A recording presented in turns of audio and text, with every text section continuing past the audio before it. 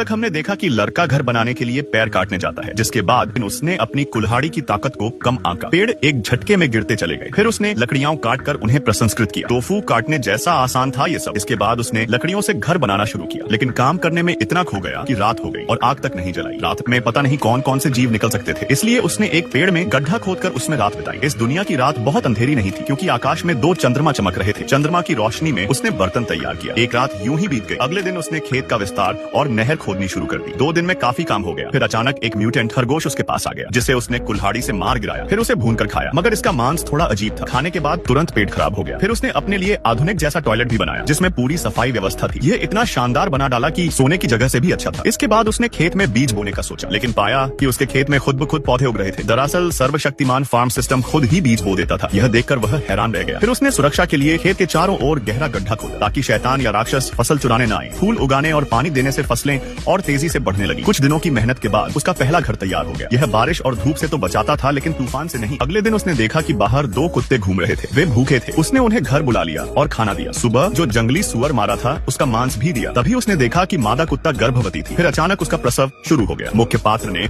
उन्हें घर ले जाकर सुरक्षित प्रसव करवाया। अगली सुबह 4 पिल्ले जन्मे। खाने के लिए उसने उन्हें सबसे अच्छा मांस दिया। सोचा था कि वे कुत्ते कुछ दिन में चले जाएंगे, पर वे उसी के घर में बस गए। आखिरकार उसने उनके लिए एक बड़ा सा घर बनाया। कुछ दिनों बाद उसके खेत